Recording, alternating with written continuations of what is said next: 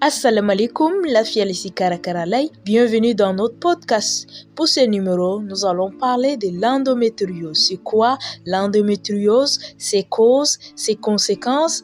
Et pour cela, nous avons reçu 2 médecins généralistes qui vont nous expliquer tout au long de ces podcasts. Et également la présidente de l'association Ba Madilesi qui a eu l'idée d'organiser une table ronde autour de cette maladie. Bonne écoute à tous. Pour la présentation, je suis Dr Fatou Kassi Apollinaire. Je suis médecin généraliste et j'exerce pour le moment au centre hospitalier universitaire La Référence Nationale, appelé communément Hôpital Central. Voilà, ça a été un honneur pour moi de venir parler un peu de l'endométriose aujourd'hui parce que c'est un mal qui touche jusqu'à 10% des femmes et 10% c'est énorme. Une femme sur 10 est touchée et malheureusement c'est une maladie qui est peu connue du public et peu connue dans le milieu médical. Et poser le diagnostic de fois peut prendre énormément de temps et elle peut être découverte à un stade où il y a déjà des complications, etc. Comment ça se manifeste? Elle se manifeste généralement par des douleurs ou d'infertilité. Maintenant, elle cause plusieurs types de douleurs. Oui, où exactement? En fonction de la localisation, par exemple, si la localisation est pelvienne, peut-être ce tissu se greffe sur la vessie ou sur le côlon sigmoïde ou sur le vagin, il peut entraîner plusieurs types de douleurs. Par exemple, s'il est sur la vessie et qu'il a eu le temps de progresser, il peut entraîner des douleurs lors de la miction. Les femmes, en partant aux toilettes pour faire la miction, elles peuvent ressentir cette douleur-là. Ou elles peuvent ressentir un type de douleur qu'on appelle les dysménorrhées. Ce sont des douleurs lors des menstruations. Elles peuvent ressentir également des douleurs qu'on appelle en termes médicaux dyspareunie. Ce sont des douleurs en fait que la femme ressent lors des rapports sexuels. Moi, c'est Dr Nguemaji Carmel Yamban, médecin généraliste. J'interviens aux urgences du CHU, la référence nationale, et également à la clinique SAO. Dites-nous, quelles sont les causes de cette maladie? Merci. L'endométriose, d'abord, il faut savoir que c'est une maladie qui est peu connue et sous-diagnostiquée. Et donc, pour ce qui est des causes de l'endométriose, nous avons des facteurs génétiques, des facteurs environnementaux et également des facteurs qui relèvent de l'immunité de la femme ou bien de la personne atteinte par l'endométriose. Il y a ces facteurs-là. On dit que l'endométriose est une maladie qui est multifactorielle.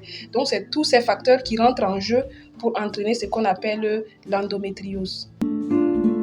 Je réponds au nom de Raïssa Madilé. Je suis la présidente de l'association Ba Madilesi. Ok. Madame Raïssa, dites-nous d'où vient cette idée d'organiser une campagne sur cette maladie qui est peu connue d'abord par les Tchadiens. Merci beaucoup. Ce qu'il faut comprendre, c'est que c'est une campagne sur le plan mondial qu'on mène sur cette maladie appelée l'endométriose. On s'est rendu compte que cette maladie, bien qu'elle est taboue, elle reste méconnue, tant sur le plan international que sur le plan national. Alors on a dit pourquoi ne pas mener cette campagne-là d'information et de sensibilisation sur cette maladie dont beaucoup de femmes en souffrent. Et surtout que cette maladie est liée aux règles. Donc il est question de briser le tabou autour des questions menstruelles afin que les gens puissent comprendre qu'il y a des maladies gynécologiques qui sont liées aux règles. Est-ce qu'il y avait déjà un bon nombre de femmes victimes de cette maladie ou bien vous avez jugé utile d'informer? Nous avons jugé utile d'informer aux femmes sur l'existence de cette maladie-là.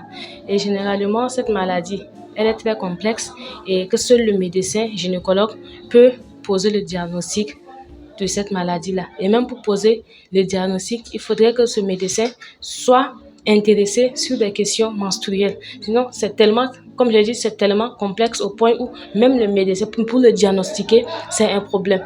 Du coup, parce que cette maladie, la personne qui en souffre a des douleurs tellement intenses. Et le plus souvent, quand on a des douleurs, bien que les douleurs sont des symptômes des règles, mais quand ces douleurs-là sont tellement intenses, c'est qu'il y a quelque chose. Et parfois, on l'assimile également aux règles douloureuses. Donc, il faudrait d'abord que le médecin puisse diagnostiquer pour savoir est-ce que c'est vraiment les règles douloureuses ou est-ce que c'est l'endométriose. D'accord. Mais vu que dans notre contexte tchadien, quand on parle de la sexualité, c'est tabou.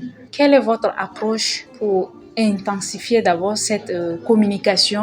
Notre approche est aujourd'hui, bien évidemment, avec l'ère du numérique, on se focalise beaucoup plus sur le digital à travers nos réseaux sociaux.